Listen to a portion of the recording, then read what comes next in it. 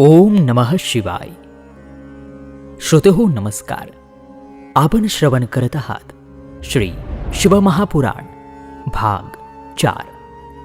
मागील भागामध्ये आपण शिवपुराणातील अध्याय 11 ते 15 या दरम्यानचा कथाभाग बघितला.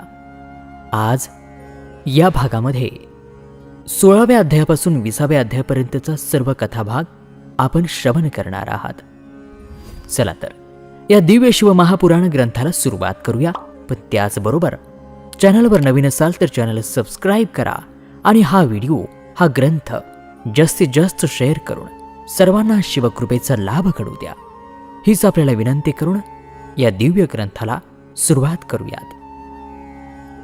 शिवपुराणाची कथा चालू आहे आणि या कथेचे श्रोतृवर्ग सर्व ऋषीमुनींनी सूतजी महाराजांना प्रश्न केला.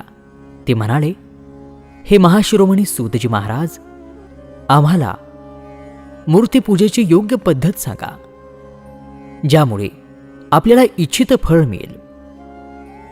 ऋषीवर्यांच्या या प्रश्नाला उत्तर देताना सूतजी म्हणाले, हे ऋषीमुनींनो, मातीच्या मूर्तीची पूजा केल्याने सर्व स्त्री पुरुषांच्या मनोकामना सफल होतात. यासाठी नदी, तलाव, विहीर किंवा पाण्यातून माती आणून सुगंधी द्रव्याने शुद्ध करावी. त्यानंतर दूध घालून हाताने सुंदर अशी मूर्ती बनवावी. पद्मासन करून मूर्तीची आदरपूर्वक पूजा करावी. श्री गणेश, सूर्य, विष्णू, शिवपार्वतींची मूर्ती आणि शिवलिंगाची नेहमी पूजा करावी. सर्व इच्छा पूर्ण करण्यासाठी षोडशोपचारी पूजा करावी. मानवाने स्थापन केलेल्या शिवलिंगाची 1 शेर नैवेद्य अर्पण करून पूजा करावी.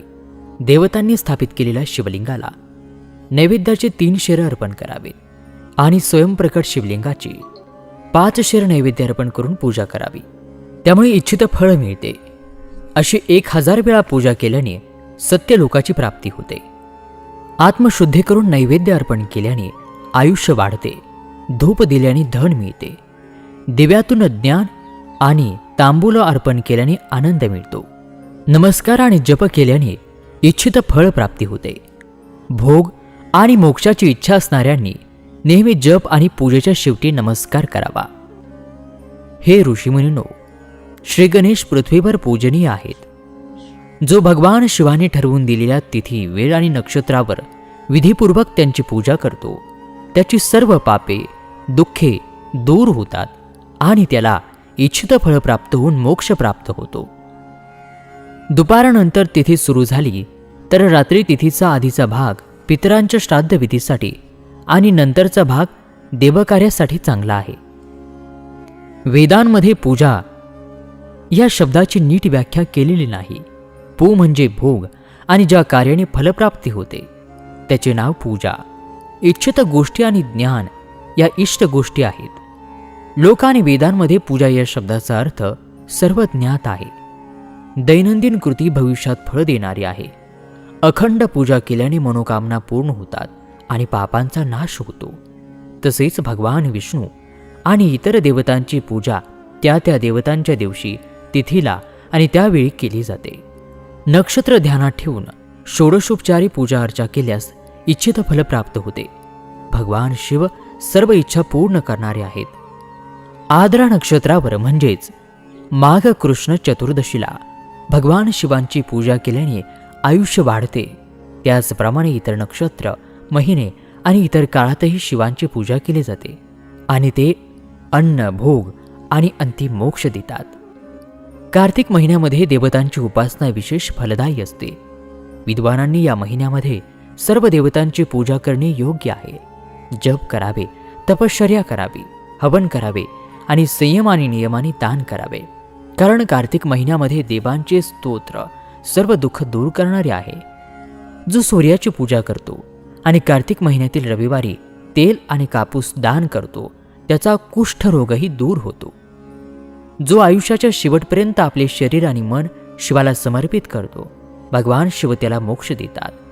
योनी आणि लिंग ही दोन्ही रूपे शिवाच्या रूपामध्ये समाविष्ट केल्यामुळे ते जगाचे जन्मप्रतिनिधी आहेत आणि या अनुषंगाने जन्मांच्या निवृत्तीसाठी भगवान शिवांची पूजा करण्याची एक वेगळी पद्धत आहे. संपूर्ण जग हे एक बिंदू ध्वनी स्वरूप आहे. बिंदू म्हणजे शक्ती आणि नाद म्हणजे शिव. म्हणूनच संपूर्ण जग हे शिवशक्तीचेच रूप आहे. नाद बिंदू आणि बिंदू हा या जगाचा आधार आहे. मुळामध्ये अर्ध्याचा समावेश किंवा लय आहे, हे एकत्रीकरण आहे. या एकत्रीकरणाच्या अवस्थेमध्ये तर जगाची निर्मिती सुरू झाली. शिवलिंग बिंदू हे ध्वनी स्वरूप आहे, म्हणूनच त्याला जगाचे कारण म्हणतात. बिंदू म्हणजे देव आणि नाद म्हणजे शिव, यांच्या एकत्रित रूपाला शिवलिंग म्हणतात. त्यामुळे जन्माच्या संकटातून मुक्त होण्यासाठी शिवलिंगाची पूजा करावी. बिंदुरूपा देवी उमा ही आई आणि नादस्वरूप भगवान शिव हे पिता आहेत. या मातापित्यांच्या पूजनाने परमानंद प्राप्त होतो. देवी उमा ही जगाची माता आहे आणि शिव जगाचे पिता आहेत. जो त्यांची सेवा करतो त्यांची कृपा त्या पुत्रांवर वाढत राहते. ते उपासकाला आशीर्वाद देतात आणि त्याला त्याचे आंतरिक ऐश्वर्य प्रदान करतात. त्यामुळे शिवलिंगाला आईवडिलांचे रूप मानून त्याची पूजा केल्यास मानसिक आनंद प्राप्त होतो. भार्ग म्हणजे शिव हे पुरुष स्वरूप आणि भार्ग शक्ती याला प्रकृती म्हणतात. पुरुष हा अधिगर्भ आहे, कारण तो प्रकृतीचा जनक आहे. निसर्गातील माणसाच्या मिलनामुळे जो जन्म होतो त्याला पहिला जन्म म्हणतात. जीवापासून मनुष्य वारंवार जन्म आणि मृत्यू येतो. मायेच्या प्रकटीकरणालाच तिला जन्म म्हणतात. सजीवाचे शरीर जन्मापासून 6 दुर्गुणांनी भरलेले असते, म्हणूनच त्याला जीवनाची संज्ञा देण्यात आलेली आहे. जन्म घेतल्यानंतर विविध बंधनात अडकणारा म्हणजे सजीव.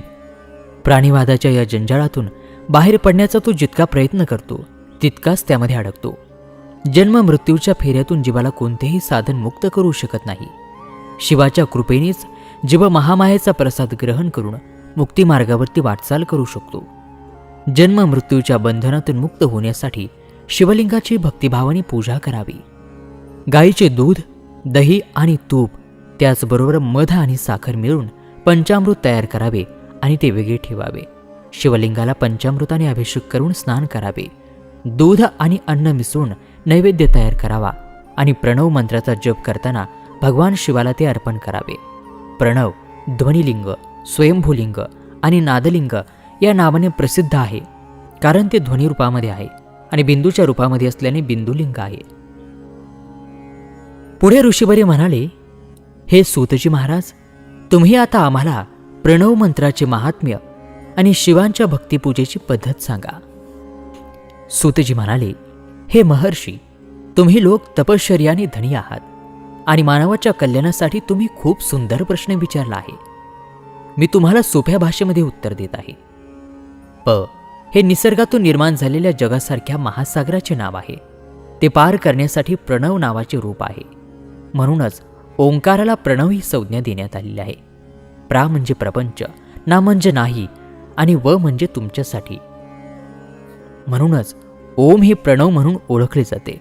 म्हणजे प्रणव ही ती शक्ती आहे ज्यामध्ये मानवाचा कोणताही भ्रम किंवा फसवणूक नाही. हा प्रणव मंत्र सर्व भक्तांना मोक्ष देतो. मंत्रोच्चार करणाऱ्या साधकांना ते नवीन ज्ञान देते. मायामुक्त महेश्वराला नव म्हणजे नूतन असेही म्हणतात. तो भगवंताचे शुद्ध रूप आहे. प्रणव साधकाला एक नवीन रूप देतो, म्हणजेच शिव. म्हणूनच विद्वान त्याला प्रणव या नावाने ओळखतात, कारण ते एक नवे दैवी ज्ञान प्रकट करते. म्हणूनच ते प्रणव आहे. प्रणवाचे स्थूल आणि सूक्ष्म असे 2 भेद आहेत. ओम हा सूक्ष्म प्रणव आहे आणि नमः शिवाय हा 5 अक्षरी मंत्र आहे. सूक्ष्म प्रणवांचा जप हा जीवनमुक्त पुरुषासाठी नियम आहे, कारण तो सर्व साधनांचे सार आहे. शरीराचे विघटन होईपर्यंत सूक्ष्म प्रणव मंत्राचा जप दैवी तत्वाचे अनुसंधान करतो. शरीराचा नाश झाला की मग ब्रह्मस्वरूपामध्ये शिवाची प्राप्ती होते. या मंत्राचा 36 कोटी वेळा जप केल्याने मनुष्य योगी बनतो. योगींच्या हृदयामध्ये वास करणारा अकार, उकार, मकार आणि मात्रा आणि नाद यासह 3 लाभ अक्षरे असून मातृ म्हणजे अ, उ, म असलेला प्रणव आहे. हा सर्व पापांचा नाश करणारा आहे. अ हा शिव आहे, उ ही शक्ती आहे आणि मकार ही त्यांची एकता आहे. पृथ्वी, जल, अग्नी, वायू आणि आकाश या पंचभूत आणि ध्वनी, स्पर्श इत्यादी पंचविषय अशा एकूण 10 गोष्टी मानवी इच्छांचे विषय आहेत. जे आशेने कृतकृत्य कर्म करतात त्यांना प्रवृत्ती मार्गी म्हणतात आणि जे शास्त्रानुसार विधी इच्छा नसताना करतात त्यांना निवृत्त मार्गी म्हणतात. प्रणवाचा 9 कोटी जप केल्याने पुरुष शुद्ध होतो. त्यानंतर 9 कोटी जपाने पृथ्वी, 9 कोटी जपाने आप, 9 कोटी जपाने तेज आणि त्यानंतर 9 कोटी जपाने वायू आणि 9 कोटी जपाने गंधाची सिद्धी होते. सहस्त्र ओंकार मंत्राचा रोज जप केल्याने ब्राह्मण आत्मज्ञानी आणि शुद्ध योगी बनतो आणि मग जितेंद्रिय होऊन 5 कोटी जप करतो त्याला शिवलोकाची प्राप्ती होते. कर्म, तपस्या आणि नामजप यांच्या संयोगाने शिवयोगी 3 प्रकारचे असतात.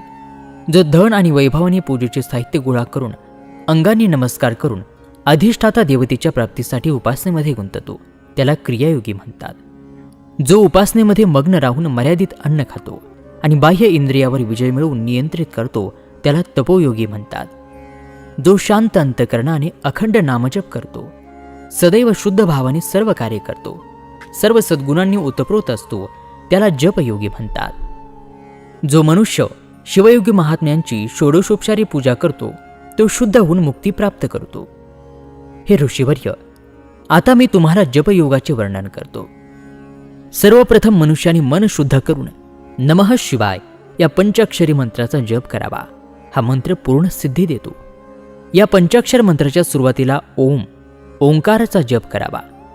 गुरूंच्या मुखातून पंचाक्षर मंत्राचा उपदेश घेतल्यानंतर कृष्ण पक्ष प्रतिपदेपासून चतुर्दशीपर्यंत साधकाने दिवसातून एकदाच मर्यादित अन्न खावे, शांत राहावे, इंद्रियांवर नियंत्रण ठेवून आईवडिलांची सेवा करावी आणि नियमानुसार 1000 पंचाक्षरी मंत्राचा जप करावा.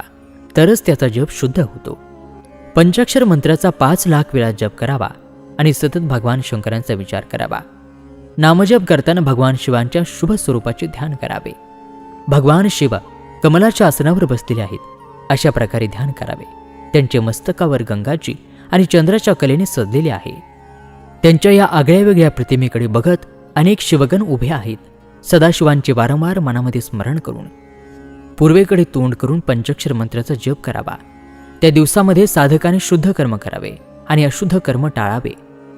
जप पूर्ण होण्याच्या दिवशी कृष्ण पक्षातील चतुर्दशीला शुद्ध अंतकरणाने 12,000 वेळा जप करावा. त्यानंतर ईशान, तत्वपुरुष, अघोर, वामदेव आणि सद्योजत शिवभक्त असलेल्या 5 ब्राह्मणांची निवड करून विहित पद्धतीने शिवाची पूजा करून ग्रह कार्याला सुरुवात करावी. धार्मिक विधींनी जमीन शुद्ध केल्यानंतर वेदीवर अग्नी प्रज्वलित करावा. गाईच्या तुपाने 1100 किंवा 1000 अर्पण करावे किंवा ब्राह्मणाकडून 108 नैवेद्य द्यावे. गाय किंवा बैल दक्षिणा द्यावी. असे केल्याने असंख्य तीर्थक्षेत्रामध्ये त्वरित स्नान केल्याचे फळ मिळते. त्यानंतर ब्राह्मणांना भरपूर भोजन देऊन देवेश्वर शिवांची प्रार्थना करावी आणि त्यानंतर 5 लाख वेळा जप केल्याने सर्व पापांचा नाश होतो. पुन्हा 5 लाख जप केल्यावर पृथ्वीपासून सत्यलोकापर्यंतच्या 14 भुवनांवर अधिकार प्राप्त होतो. शिवभक्तांचे शरीर हे शिवाचेच रूप असते. जे शिवभक्त आहेत आणि वेदातील सर्व विधी जाणतात ते जितके शिवमंत्र जपतात तितके ते शिवाच्या जवळ जातात. शिवभक्तांचे स्त्रीरूप हे देवी पार्वतीचे आहे आणि मंत्रोच्चार केल्याने देवीचा सहवास त्यांना प्राप्त होतो. साधकाने स्वतः शिवरूपामध्ये राहून शक्ती, बेर आणि लिंग यांचे चित्र बनवून किंवा मातेपासूनच त्यांचा आकार बनवून पवित्र करून माता पार्वतीची पूजा करावी. शिवलिंगाला शिव मानून स्वतःला शक्ती मानून शक्तिलिंगाची देवता मानून पूजा करावी. शिवांचा भक्त हा मंत्ररूपामध्ये असल्यामुळे शिवांचे रूप आहे. जो षोडशोपचारी त्यांची पूजा करतो त्याला अपेक्षित फळ मिळते. पूजेनंतर शिवभक्ताच्या सेवेने भगवान शिव विद्वानांवर प्रसन्न होतात. मनामध्ये भाव ठेवून मनापासून उपासना केल्यास शिवभक्ताला पृथ्वीवर पुनर्जन्म होत नाही. पुढे ऋषीवर्य म्हणाले, हे सूतजी, तुम्ही सर्व ज्ञानामध्ये श्रेष्ठ आहात. तेव्हा आम्हाला बंधन आणि मोक्ष म्हणजे काय याविषयी आम्हाला सविस्तर माहिती सांगा. त्यावेळी सूतजी म्हणाले, हे महर्षी, मी तुम्हाला आता बंधन आणि मोक्षाचे स्वरूप आणि पद्धत वर्णन करतो. पृथ्वीच्या 8 बंधनामुळे जीवाला जीव म्हणतात. म्हणजे बंधनामध्ये जखडलेल्या जीवाला बद्ध आणि त्या बंधनातून मुक्त झालेल्या जीवाला मुक्त असे म्हणतात. पुढे ऋषीवर्य म्हणाले, हे सूतजी महाराज, शिवलिंगाची पूजा कशी करावी त्याविषयी कृपया आम्हाला सांगा. तेव्हा सूतजी म्हणाले, हे ऋषीवर्य, सर्व मनोकामना पूर्ण करणाऱ्या लिंगाच्या रूपाचे मी तुम्हाला वर्णन करत आहे. सूक्ष्म लिंग, शुद्ध आणि स्थूल लिंग. स्थूल पंचाक्षर मंत्राला मललिंग म्हणतात. दोन्ही लिंगे खरी मोक्ष देणारी आहेत. केवळ भगवान शिवाला निसर्ग आणि पुरुषलिंगाची रूपे माहीत आहेत, इतर कोणालाही माहीत नाहीत. पृथ्वीवर 5 लिंगे आहेत, ज्यांची माहिती मी तुम्हाला सांगतो. पहिले स्वयंभू शिवलिंग, दुसरे बंधुलिंग, तिसरे प्रतिष्ठित लिंग, चौथे 4 लिंग आणि 5वे गुरुलिंग. देवर्षीच्या तपश्चर्येने तृप्त होऊन त्यांच्या समीप प्रकट होण्यासाठी पृथ्वीखाली बीजरूपामध्ये विराजमान झालेले भगवान शिव वृक्षाच्या कुंभाप्रमाणे पृथ्वीवर प्रवेश करते झाले आणि नादलिंगाच्या रूपामध्ये प्रकट झाले. स्वतःच्या रूपामुळे याला स्वयंभू लिंग असे नाव पडले. त्याची पूजा केल्याने ज्ञान वाढते. सोने आणि चांदी, जमीन आपल्या हाताने प्रणव मंत्र लिहून भगवान शिवांचे स्तुती आणि आमंत्रण करावे आणि 16 उपायांनी षोडशोपचाराने त्यांची पूजा करावी. असे केल्याने साधकाला धनाची प्राप्ती होते. सर्व उपासना कार्य हे गुरूंच्या मदतीने करावे. अधिष्ठाता देवतेला अभिषेक केल्यानंतर तांदळाचे खीर आणि नैवेद्य अर्पण करावे. त्यानंतर पुरुषाने विभूतीच्या सहाय्याने सूक्ष्मलिंगाची पूजा करावी. विभूती 3 प्रकारची आहे: लोकग्निता, वेदग्निता आणि शिवग्निता. शुद्ध करण्यासाठी लोकाग्नीज म्हणजे वैश्विक भस्म ठेवावे. मातीची, लाकडी किंवा लोखंडाची भांडी, धान्य, तीळ इत्यादींच्या भस्माने शुद्ध केली जातात. वेदांपासून निर्माण झालेलं भस्म वैदिक कर्मकांडाच्या शेवटी धारण केला पाहिजे. मूर्तिधारी शिवांच्या मंत्राचा उच्चार करीत बेलाची लाकडे जाळून टाकावीत. कपिला गायीच्या शेणाने आणि शमी, पिंपळ, पळस यांच्या लाकडांनी अग्नी पेटवावा. ही शुद्ध भस्म मानली जाते. भगवान शिवांच्या कपाळाच्या तिलकामध्ये ब्रह्म आहे. विष्णू आणि रुद्र यांचे सार त्यांनी आत्मसात केलेले आहे. सजल भस्म धारण करून शिवाची पूजा केल्याने सर्व फळ मिळते. शिवमंत्राने भस्म धारण केल्याने श्रेष्ठ आश्रम प्राप्त होतो. गुरु शिष्याचे रज आणि तम गुण नष्ट करून त्याला शिवांचा साक्षात्कार घडवतात. अशा गुरूंच्या हातूनच भस्म धारण करावे. जन्म आणि मृत्यू हे सर्व भगवान शिवांनीच निर्माण केलेले आहेत. जो त्यांना त्यांच्या सेवेमध्ये समर्पित करतो तो बंधनातून मुक्त होतो. स्थूल, सूक्ष्म आणि कारणांवर नियंत्रण ठेवून मोक्षप्राप्ती होते. जे शिवाच्या उपासनेमध्ये मग्न असतात, मौन राहतात, सत्य आणि सद्गुणांनी ओतप्रोत भरलेले असतात, क्रिया, जप, तपश्चर्या इत्यादी करतात, त्यांना दिव्य ऐश्वर्य प्राप्त होते आणि ज्ञानाचा उदय होतो. शिवभक्तांनी योग्य कर्म आणि अनुष्ठान करावे आणि धनाचा वापर करून शिवस्थानी निवास करावा. भगवान शिवाचे महात्म्य सर्वांना सांगावे. शिवमंत्राचे रहस्य त्यांच्याशिवाय कोणालाही माहीत नाही, म्हणून दररोज शिवलिंगाची पूजा करावी. ऋषीवर्य पुढे म्हणाले, हे सूतजी, तुम्ही वेदव्यासांकडून ऐकलेले पार्थिव महेश्वराच्या महिमाचे आम्हाला कृपया वर्णन करून सांगा. तेव्हा सूतजी म्हणाले, हे ऋषीवर्य, भोग आणि मोक्ष देणारी ऐहिक उपासना पद्धती मी आता वर्णन करत आहे. पार्थिव लिंग हे सर्व लिंगांमध्ये श्रेष्ठ आहे. त्याची पूजा केल्याने मनासारखे फळ मिळते. अनेक देव, दानव, मानव, गंधर्व, सर्प यांनी शिवलिंगाची पूजा करून अनेक सिद्धी प्राप्त केल्या आहेत. ज्याप्रमाणे सत्ययुगामध्ये रत्ने, त्रेतायुगामध्ये सुवर्ण आणि द्वापारयुगामध्ये पारा महत्वाचा असतो, त्याचप्रमाणे कलियुगामध्ये पार्थिव लिंगाला फार महत्त्व आहे. तपश्चर्येपेक्षाही शिवमूर्तीची उपासना जास्त फळ देते. ज्याप्रमाणे सर्व नद्यांमध्ये गंगा नदी सर्वश्रेष्ठ आणि पवित्र मानली जाते, त्याप्रमाणे पृथ्वीवरील लिंग हे सर्व लिंगांमध्ये सर्वश्रेष्ठ आहे. ज्याप्रमाणे शिवरात्रीचे व्रत सर्व व्रतांमध्ये श्रेष्ठ आहे, सर्व दैवी शक्तींमध्ये दैवी शक्ती श्रेष्ठ आहे, त्याप्रमाणे सर्व लिंगांमध्ये पार्थिव लिंग श्रेष्ठ आहे. पार्थिव लिंगाची पूजा धन, वैभव, आयुष्य आणि लक्ष्मी देणारी आहे आणि सर्व कार्य पूर्ण करते. जो मनुष्य दररोज पार्थिव लिंग बनवून भगवान शंकराची पूजा करतो त्याला शिवपद आणि शिवलोकाची प्राप्ती होते. जो निस्वार्थ भावनेने पूजा करतो त्याला मुक्ती मिळते. जो ब्राह्मण कुळामध्ये जन्म घेऊनही पूजा करत नाही त्याला मात्र भयंकर नरकाची प्राप्ती होते.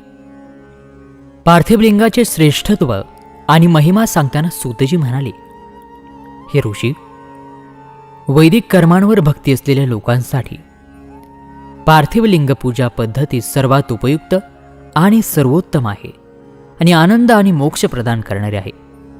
सर्वप्रथम शास्त्र पद्धतीने स्नान करावे. सायंकाळच्या पूजेनंतर ब्रह्मयज्ञ करावे. त्यानंतर देव, ऋषी, मानव आणि पूर्वजांना नैवेद्य दाखवावा. रोजचे सर्व विधी करून भगवान शिवांचे स्मरण करून भस्म आणि रुद्राक्ष धारण करावे. त्यानंतर पूर्ण भक्तिभावाने पार्थिव लिंगाची पूजा करावी. असे केल्याने सर्व इच्छित फल मिळतात. पार्थिव लिंगाची पूजा ही नदी किंवा तलावाच्या काठावर, डोंगरावर किंवा कोणत्याही पवित्र ठिकाणी केली पाहिजे. शिवलिंग पवित्र स्थानाच्या मातीपासून बनवावे. पांढऱ्या मातीतून ब्राह्मण आणि लाल मातीतून क्षत्रिय यांनी बनवावे. शिवलिंगासाठी माती गोळा करून ते गंगेच्या पाण्याने शुद्ध करून हळूहळू त्यातून एक लिंग बनवावे आणि इह लोकातील सर्व सुखांपासून मुक्ती मिळावी म्हणून पार्थिव लिंगाची भक्तिभावाने पूजा करावी. सर्वप्रथम ओम नमः शिवाय या मंत्राचा उच्चार करताना सर्व पूजेचे साहित्य एकत्र करून पाण्याने शुद्ध करावे. त्यानंतर क्षेत्रसिद्धी करावी. त्यानंतर जलसंस्कार करावेत. त्यानंतर वर्तुळ बनवावा आणि परिसर शुद्ध करावा. त्यानंतर शिवलिंगाची पूजा करून वैदिक विधीनुसार पूजा करावी. त्यानंतर भगवान शिवांचे आवाहन करून त्यांना आसनावर विराजमान करून त्यांच्या समोर स्वतः आसनावर बसावे. शिवलिंगाला दूध, दही आणि तुपाने स्नान घालावे. मध आणि साखरेने स्नान घालावे. या 5 गोष्टी दूध, दही, मध, तूप आणि साखर यांना पंचामृत म्हणतात. या गोष्टीने लिंगाला आंघोळ घालावी. त्यानंतर 4 स्तोत्रांचे पठण केल्यावर धूप अर्पण करून सुगंधित चंदन आणि रोळी अर्पण करून अक्षत, फुले, बेलपत्र अर्पण करावे. नैवेद्य आणि फळे अर्पण करून 11 रुद्रांची पूजा करावी आणि पूजा करणाऱ्या पुजाऱ्याला दक्षिणा द्यावी. त्यानंतर महेश्वर, शंभू, शूलपाणी, पिनाकधारी, शिव, पशुपती, महादेव, गिरिजापती इत्यादी नावांनी पार्थिव लिंगाची पूजा करावी. पंचाक्षर मंत्र आणि षोडशोपचारांनी व्यवस्थित पूजा करावी. अशा प्रकारे पूजा करताना भगवान शिवाची प्रार्थना करावी. फुले, बेलपत्र त्यांना अर्पण करावे. नैवेद्य फळे अर्पण करून 11 रुद्रांची पूजा करावी आणि पूजा करणाऱ्या पुजाऱ्याला दानधर्म करावा. अशा प्रकारे पूजा करताना भगवान शिवांची प्रार्थना करायची. हे कृपानिधान, सर्वांना सुख समृद्धी देणाऱ्या भगवान शिवा, तू माझ्या आत्म्यामध्ये वास करतोस. तुझे गुण माझे जीवन, तू माझे सर्वस्व आहेस. माझे मन नेहमी तुझाच विचार करते. हे देवा, मी चुकून किंवा हेतू पुरस्कर कधी तुझी भक्तिभावाने पूजा केली असेल तर ती सफल झाली पाहिजे. मी मोठा पापी आहे, पतित आहे. हे महादेवा, हे सदाशिवा, वेद, पुराण आणि शास्त्रे यांच्या तत्वाचे तुम्ही परम जाणकार आहात. आजपर्यंत तुला कोणीही पूर्णपणे ओळखत नाही, मग माझ्यासारखा पापी माणूस तुला कसे बरं ओळखणार? हे महेश्वर, मी पूर्णपणे तुझ्या अधीन आहे. हे प्रभू, माझ्यावर प्रसन्न होऊन माझे रक्षण करा. अशा प्रकारे प्रार्थना केल्यावर भगवान शिवांना अखंड फुले अर्पण करून नमस्कार करून त्यांचे आदरपूर्वक विसर्जन करावे. हे ऋषीवर्य, अशा प्रकारे केलेली भगवान शिवाची उपासना भोग आणि मोक्ष देणारी असून ती भक्ती वाढवणारी आहे. आणि श्रोते हो, याचबरोबर भाग 4 या ठिकाणी समाप्त होत आहे. आज आपण अध्याय 16 ते 20 या दरम्यानचा सर्व कथाभाग बघितला. उर्वरित कथाभाग पुढील भागामध्ये. तोपर्यंत नमस्कार, धन्यवाद आणि प्रतिदिन श्रवण करत रहा शिव महापुराण. ओम नमः शिवाय.